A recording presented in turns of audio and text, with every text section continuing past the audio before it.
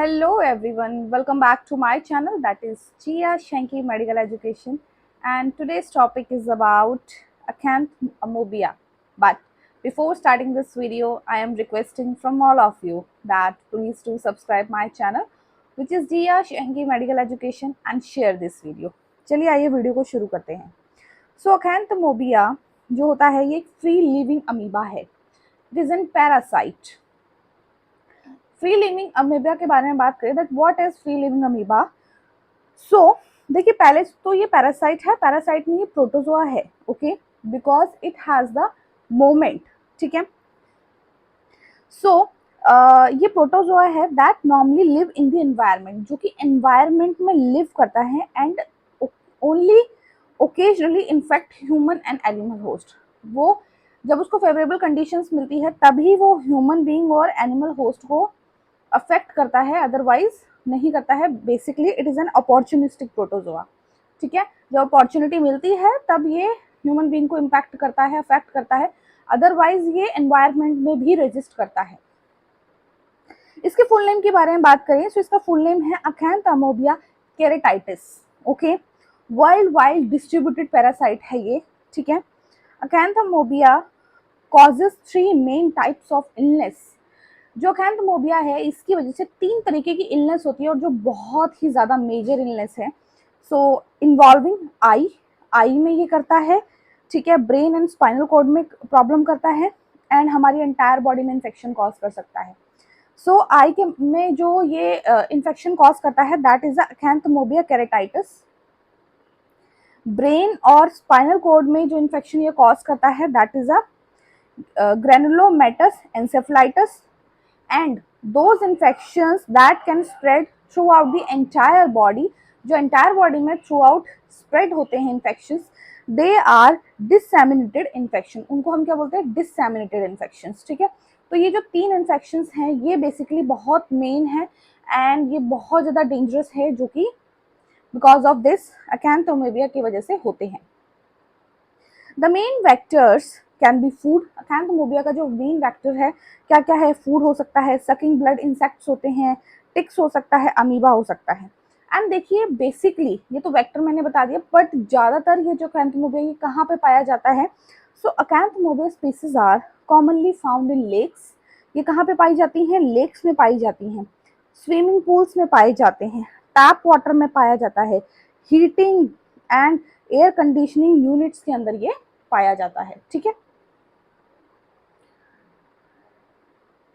acanthamoebia के early stage में बारे में बात करें, जब person is infected with the acanthamoebia, so early stage में क्या होता है तो वो देखिए, patients with early acanthamoebia keratitis जो कि आई में होता है यूजुअली कंप्लेन द डिस्कम्फर्ट. वो क्या बताता है कि उसको डिस्कम्फर्ट हो रहा है, उसको रेडनेस हो रही है, लाइट से सेंसिटिविटी हो रही है, जिसकी वजह से आइज बहुत ज़्यादा अफेक्ट हो रही हैं. ये स्टार्टिंग के अर्ली सिम्टम्स हैं. लेटर ऑन जब इन्फेक्शन को थोड़ा टाइम हो जाता है, so I can become very painful. Eye में बहुत ज़्यादा पेन होता है as the nerves and deeper parts of the cornea becomes affected. क्योंकि पेन बहुत ज़्यादा क्यों होता है? क्योंकि टाइम के साथ साथ जो नर्व्स हैं जो हमारी आई के साथ कनेक्टेड हैं वो, और जो कॉर्निया का जो डीपर पार्ट है वो बहुत ज़्यादा अफेक्ट हो रहा है because of acanthamoebia. So later on it is very very painful and आपकी जो लाइट सेंसिटिविटी है एंड वो भी प्रॉब्लम में आती है, उससे भी प्रॉब्लम होती है एंड साथ में ब्लाइंडनेस की भी प्रॉब्लम हो सकती है. देन अगर बात करें मोर्फोलॉजी ऑफ acanthamoebia, सो ये 2 चीज़ों में रहता है, trophozoite and cyst. Okay, so trophozoite and cyst के बारे में बात करें सो पहले बात करते हैं ट्रोफोजोइट. जो ट्रोफोजोइट होता है वो सिस्ट के कंपैरेटिवली लार्जर होता है. उसके साइज के बारे में बात करें तो it is 29 to 50 micro. Spine like pseudopodia, मैंने आपको बताया कि ये प्रोटोजोआ है. जो प्रोटोजोआज होते हैं, ठीक है, they have the motility organs with them. ठीक है. या तो वो सूडोपोडिया होगा या वो सीलिया होगा या फिर वो फ्लैजिला होगा. सो acanthamoebia कंसिस्ट सूडोपोडिया. ठीक है. यहाँ पे जो सूडोपोडिया है वो फिंगर स्पाइन लाइक है. ठीक है. जिसकी हेल्प से ये मूवमेंट करता है, इसीलिए हम यहाँ पे इसके सूडोपोडिया को अकैंथोपोडिया भी के नाम से भी जानते हैं। तो आपको ये याद रखना है कि सूडोपोडिया ऑफ अकैंथोमीबा का दूसरा नाम जो है दैट इज अकैंथोपोडिया। ठीक है, लार्जर न्यूक्लियस होता है इसका, ठीक है, विद डिस्टिंक्ट कार्योसोम। इसके अंदर डिस्टिंक्ट कार्योसोम होता है। ये जो कार्योसोम होता है क्रोमेटिन मटेरियल को अपने अंदर रेजिस्ट करके रखता है, ठीक है, एंड ये इसको बाइंडरी फ्यूजन में हेल्प करता है, रेप्लिकेशन में हेल्प करता है।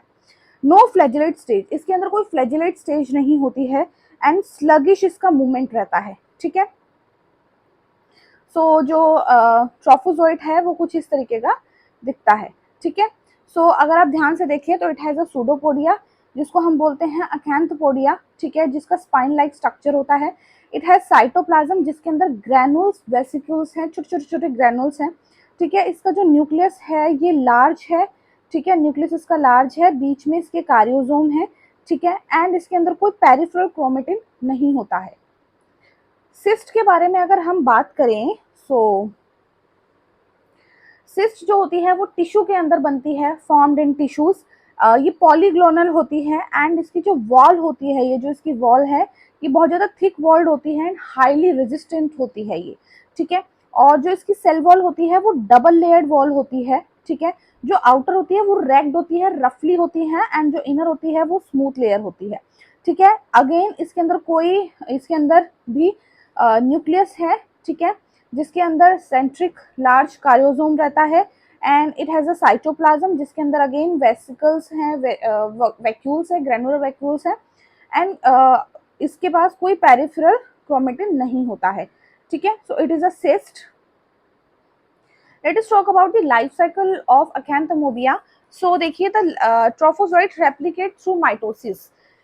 जो ट्रोफोजोइट है वो रेप्लिकेट होता है माइटोसिस के जरिए। ठीक है, यहाँ पे सॉरी मैंने बाइनरी फ्यूजन बोल दिया था, बट एक्चुअली में माइटोसिस के जरिए ये रेप्लिकेट होता है। सो जो ये ट्रोफोजोइट है इसमें माइटोसिस के लिए हेल्प कौन करता है? कार्योसोम हेल्प करता है। ठीक है, under less favourable circumstances the trophozoite become cyst.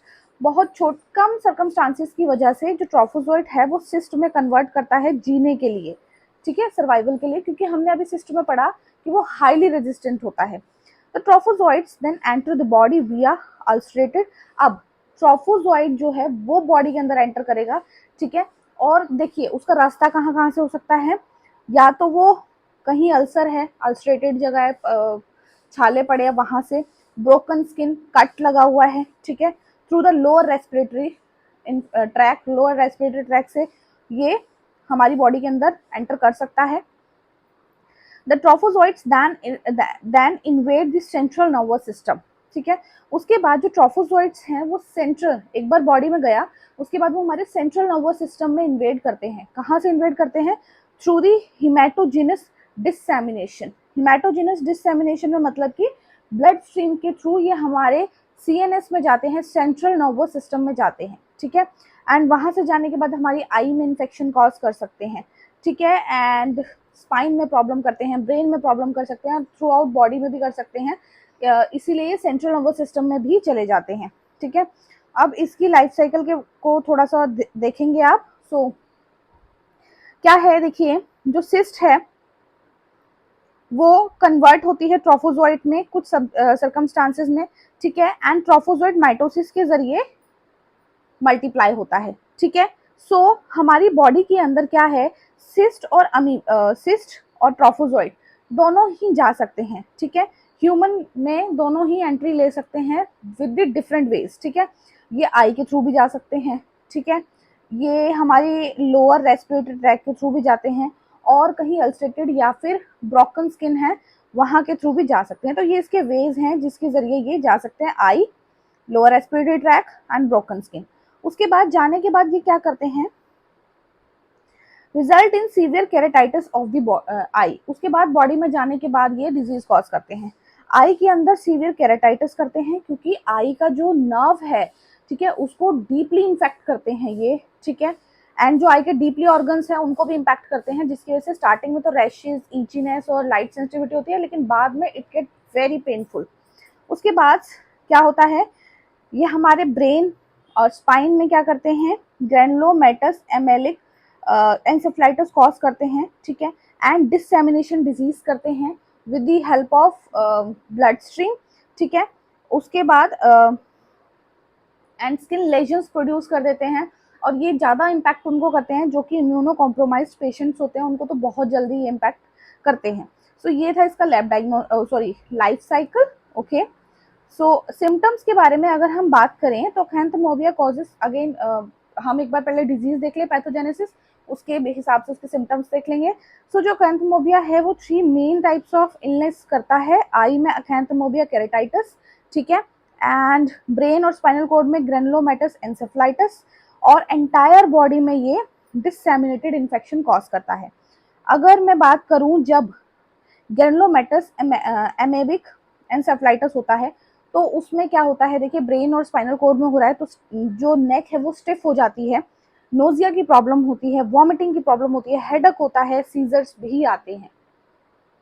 And अगर आई में देखिए अकैंथोमोबिया केरेटाइटिस का जो इन्फेक्शन होता है वो आई का जो कॉर्निया होता है उसको खराब करता है। आप ये देख सकते हो कुछ इस तरीके की आई हो जाती है जिसकी वजह से विजन चला जाता है, आपकी आंखों की रोशनी चली जाती है, एंड ऑक्यूलर पेन होता है, बहुत ज़्यादा सीवियर पेन होता है इसकी वजह से, ठीक है। अगर हम प्रिवेंशन के बारे में बात करें कि आप अकैंथोमोबिया के से होने वाले डिजीजेस से कैसे बचेंगे, तो आपने क्या करना है, contact lens wearers avoid using non sterile homemade saline. जो लोग आंखों में कॉन्टैक्ट लेंसेज को यूज़ करते हैं तो जो घर में बनाते हैं होममेड सलाइन होता है उसको ना यूज़ करें उसके लिए, ठीक है। जो कंपनी की तरफ से दिया गया होता है वो यूज़ करें, क्योंकि कॉन्टैक्ट लेंसेज के ज़रिए भी ये फैलता है, ठीक है। कॉन्टैक्ट लेंस जो वियरर है वो जिस कंपनी का हमने लिया है उनके जो इंस्ट्रक्शंस होते हैं उनको ही फॉलो करें। लैब डायग्नोसिस के बारे में अगर हम बात करें तो ये ट्रोफोजोइड्स को डेमोन्स्ट्रेट करने के लिए हम CSF लेते हैं, ठीक है। एंड जब केरेटाइटिस का इन्फेक्शन होता है तो उसमें हम क्या कर सकते हैं कि जो कॉर्नियल स्क्रैपिंग है वो ले लो, उसको वेट माउंट कर लो, हिस्टोलॉजी लगा सकते हो और कल्चर भी उसका आप लगा सकते हो, ठीक है। सो ये चीज़ है। अगर मैं आपको एक समरी में छोटा सा रिव्यू दूं तो अकैंथोमोबिया जो है ये एक फ्री लिविंग अमीबा है। क्या है? फ्री लिविंग अमीबा है जो कि एनवायरनमेंट में रेजिस्ट कर सकता है, अपॉर्चुनिस्टिक पैरासाइट है, ठीक है। जैसे ही अपॉर्चुनिटी मिलेगी बॉडी के अंदर ग्रोथ करना शुरू कर देगा। इससे होने वाले 3 मेजर जो प्रॉब्लम्स है, आई में अकैंथोमोबियास केरेटाइटिस करता है, स्पाइनल कोड और ब्रेन के अंदर ग्रैनुलोमेटस एंसेफ्लाइटिस करता है, एंड डिससेमिनेटेड इन्फेक्शन करता है एंटायर बॉडी में, ठीक है। ये ज़्यादातर swimming pool, lakes, tap water, heating and air conditioner units में पाया जाता है, ठीक है। अकैंथोमोबिया का जो अर्ली स्टेज है उसमें देखिए जब आई का केरेटाइटिस होता है सो उसमें क्या होता है कि सबसे पहले डिस्कम्फर्ट होना शुरू होता है, रेडनेस आती है, लाइट सेंसिटिविटी होती है। जैसे जैसे इन्फेक्शन बढ़ता जाता है, क्योंकि वो नर्व्स और डीपर ऑर्गन्स को बहुत ज़्यादा इम्पैक्ट करता है, जिसकी वजह से आई में बहुत ज़्यादा पेन होता है। मोफोलॉजी 2 चीज़ों में एग्जिबिट करता है, ट्रोफोजोइट और सिस्ट। ट्रोफोजोइट और सिस्ट दोनों ही हमारी बॉडी के अंदर इन्वेड कर सकते हैं पैथोजेनेसिस के लिए। ट्रोफोजोइट बड़ा होता है सिस्ट के कंपैरेटिवली, स्पाइन लाइक सूडोपोडिया होता है इसके पास, बाकी दोनों के पास ही न्यूक्लियस होता है, दोनों के पास ही कार्योसोम होता है, फ्लैजिलेट नहीं होता है, ठीक है। साइटोप्लाज्म के बारे में बात करें तो इसकी जो वॉल्ड है वो थिक वॉल्ड होती है एंड हाईली रेजिस्टेंट होती है, ओके। इसीलिए कुछ सर्कमस्टांसेस में ट्रोफोजोइट सिस्ट में कन्वर्ट हो जाता है ताकि वो सर्वाइव कर सके ज़्यादा दिनों तक, ठीक है। उसके बाद लाइफ साइकिल में बारे में बात करें सो ट्रोफोजोइट जो यहाँ पे है वो माइटोसिस के जरिए रेप्लिकेट होता है, ना कि बाइनरी फिजन से। एंड जो ट्रोफोजोइट है वो सिस्ट में कन्वर्ट होता है सर्वाइवल के लिए ताकि वो ज़्यादा टाइम तक रह सके, ठीक है।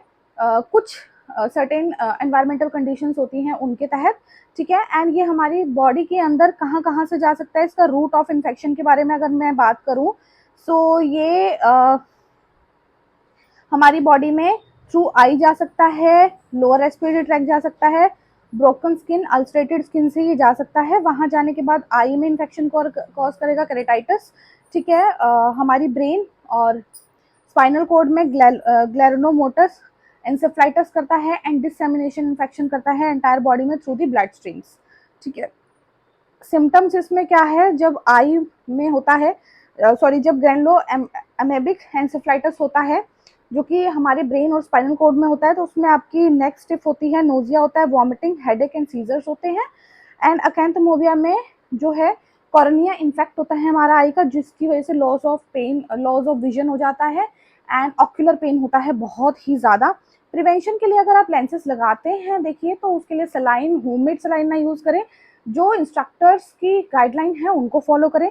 लैब डायग्नोसिस के लिए आप CSF एग्जामिनेशन कर सकते हैं ट्रोफोजोइड्स के लिए। और अगर आपको सिस्ट को डेमोन्स्ट्रेट करना है तो उसके लिए आप क्या करेंगे, कॉर्नियल स्क्रैपिंग ले, वेट माउंट कर ले, हिस्टोलॉजी कर ले, कल्चर लगा ले उसका, ठीक है। सो ये था आज का हमारा वीडियो, जिसमें हमने अकैंथोमोबिया के बारे में पढ़ा। हमने देखा कि इसकी मोर्फोलॉजी कैसी है, ट्रोफोजोइड और सिस्ट में ये लाई करता है। लाइफ साइकिल देखा, पैथोजेनिसिटी देखा कि 3 टाइप से पैथोजेनिसिटी करता है, आई में, स्पाइन में और ब्रेन में, ठीक है, एंड ऑल ओवर बॉडी में भी करता है। लैब डायग्नोसिस कैसे करना है इसका, प्रिवेंशन क्या क्या है। सो ये था आज का हमारा वीडियो। आई होप कि इसने आपको हेल्प दिया हो आपकी स्टडी के लिए। अगर दिया है तो आपसे रिक्वेस्ट है कि आप मेरे चैनल को सब्सक्राइब जरूर करें, जिसका नाम है जिया शेंकी मेडिकल एजुकेशन। सब्सक्राइब करने के साथ साथ बेल आइकन को जरूर हिट करें, सो दैट नेक्स्ट वीडियो का नोटिफिकेशन आपको टाइमली रिसीव हो आपके यूट्यूब पर। एंड वीडियोस अगर अच्छे लगते हैं तो आपसे रिक्वेस्ट है कि आप लाइक करें, शेयर करें अपने फ्रेंड्स, कलीग्स एंड क्लासमेट्स के साथ। कहाँ से मेरी वीडियो वॉच कर रहे हैं, वीडियोस कैसे लगते हैं, ये भी ज़रूर बताएं, जानकर बहुत खुशी होती है। एंड गाइस, एक बार विजिट अच्छे से करें चैनल के ऊपर, प्लेलिस्ट, सेवरल प्लेलिस्ट को जाकर देखें। आई होप कि आपको उसके ऊपर अपलोडेड टॉपिक से बहुत हेल्प मिलेगी, ठीक है, आपकी इस मेडिकल जर्नी पे। And please do support women empowerment. Thank you very much.